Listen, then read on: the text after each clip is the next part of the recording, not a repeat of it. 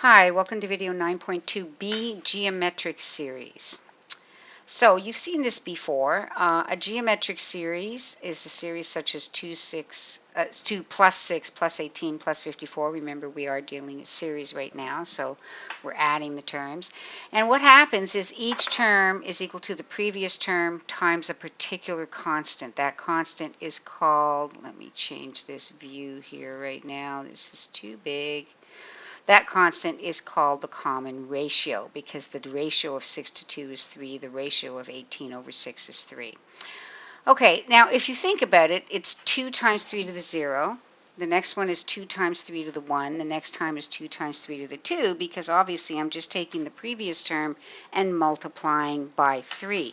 So for example, to get from here to here, I have 2 times 3 to the 1, multiply that by 3, I get 2 times 3 to the 2. Multiply that by 3, I get 2 times 3 to the 3. Another example would be 2 plus 1 plus a half plus a quarter. Here the common ratio is 1/2. Now what happens is you can pretty well observe that if I keep adding the numbers in this series, it's going to diverge. It's going to get huge, huge, huge. But if I add the numbers up in this series, it actually will converge. Okay? So how do we write, for example, this one up here? It would be summation because it's a sum. And if you look at the pattern, it's 2 times 3 to a power, so 2 times 3 to a power. Now, if you start at n equals 1, then that first power being 0, the exponent will have to be n minus 1. Okay, if you want to start at 0, then remember if we subtract 1 from the lower limit of summation, we would have to add 1 to the n. So I take, instead of n minus 1, it's n plus 1 minus 1, which becomes summation 0 to infinity of 2 times 3 to the n, which is actually a simpler expression. Okay, so you have to be careful. If indeed you're starting at 1, your first term, if it looks like this, 1 minus 1 is 0, a half to the 0 is 1, and your first term will end up being 2. But you can't trust that because it'll depend on where it starts. Okay, so a geometric series, we're going to call it summation 0 to infinity a times r to the n. Keep in mind that if I start with n equals 0, r to the 0 will be 1, and sure enough, my first term will be that a. So it's a plus a times r to the 1 plus a times r to the 2, etc., etc., etc. That's called a geometric series. Now, there is a theorem in the book about the convergence or divergence of a geometric series. And here's how it works. A geometric series with a ratio of r will diverge if the absolute value of r is greater than or equal to 1. It will converge if the absolute value of r is less than 1. So if we go back to our first example, here our r was bigger than 1, which is why the series diverged. Whereas here our r is 1/2, and 1/2, the absolute value of half is less than 1. So keep in mind that, they're writing it with absolute value signs. The absolute value of r is less than 1 really means r is between -1 and 1. Absolute value greater than or equal to 1 means r is less than or equal to -1, or r is greater than or equal to 1.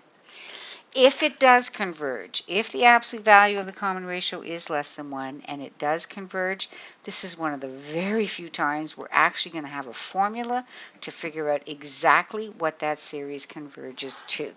And that formula is the first term over 1 minus the common ratio. So if we go back to our example 2 plus 1 plus a half plus a quarter, in effect the first term is 1. And because r is a half, and because that r is the absolute value of r is between -1 and is less than 1, or r is between -1 and 1, it converges. It will converge to the first term over 1 minus common ratio. First term is 2, 1 minus common ratio is a half, 1 minus a half is a half. 2 divided by a half is 4. If I keep adding these numbers, I'm just going to get closer and closer and closer and closer to 4. You'll never actually get to 4, but you'll eventually be at 3.999999999999999. Now, the justification, when you convince me of this on a test, you've got to identify the series by name. You have got to say this is a geometric series. Second, you've got to tell me what is the numerical value of r. And then if it does converge, you're going to say it converges because the absolute value of r is less than 1. Don't say because the absolute value of a half is less than 1. The absolute value of a half is always less than 1. The absolute value of r might or may not be less than 1. So say it's a geometric series, the r is equal to 1/2, and since the absolute value of the r is less than 1, therefore the series converges. Okay, now, no matter what, and I think this is very important, you should always write out the first few terms. I'm going to tell you a quick little story.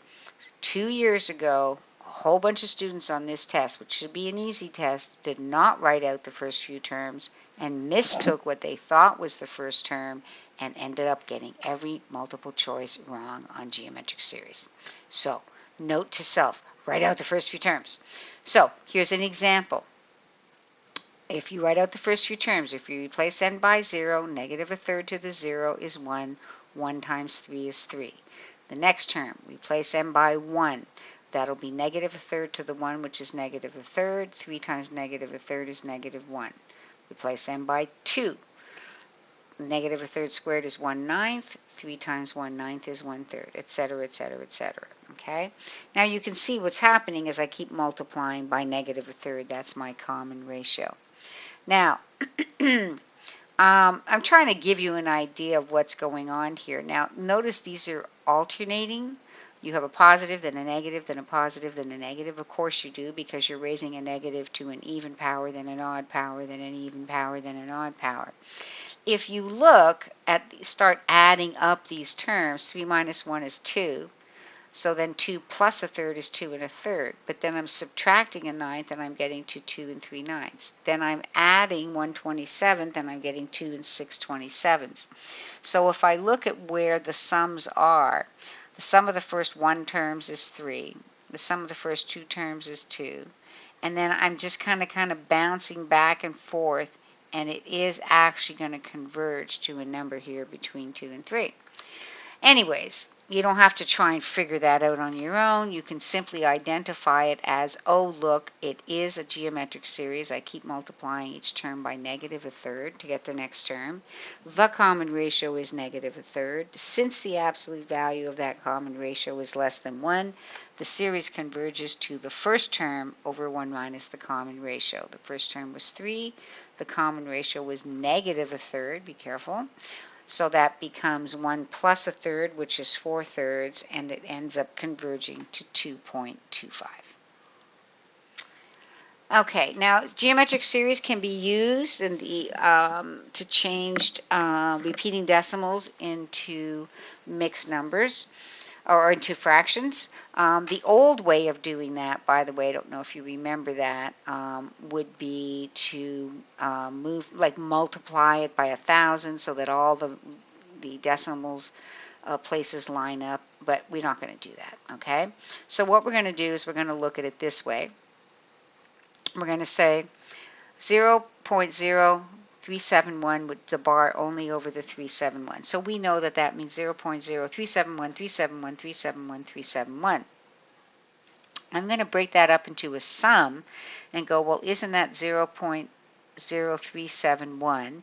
If I added to that 0.0000371, I would get 0.371,371 because the zeros would mean that these guys wouldn't change. And then if I added, there's 1, 2, 3, 4, 5, 6, 7 digits here. If I added the decimal with 7 zeros there, and then 371, I get the next spot. So what you end up realizing is that it is actually a geometric series where the first term is 0.0371 and the common ratio is 0.001. Well, it's a geometric series. The common ratio is 0.001. Since the absolute value of the common ratio is less than 1, the series converges to first term over 1 minus common ratio, and your first term was 0.0371. The common ratio was 0.001. 1 minus 0.001 is 0.999. Move the decimal 3 positions to the left. 4 positions, sorry, to the right in each case, and the fraction you'll get is 371 over 9990. Okay, so this is just, again, review, same old, same old. When does it converge? Now, they do have properties of infinite series. Let's actually look at that on page 612. Okay, right here. So these are the properties of infinite series. You have two series, A and series B. Lowercase a, where you're adding up the terms of the sequence A and adding up the terms of the sequence Bn. A, B, and C are real numbers. If the series AN converges to A and the series BN converges to B, then the following series converge to the indicated sums. So basically what's happening here is they're saying you can pull the C on the outside and take C times the whatever this series converges to, which is A. This is telling you that you can break those up, either sum or difference. So not very exciting at all.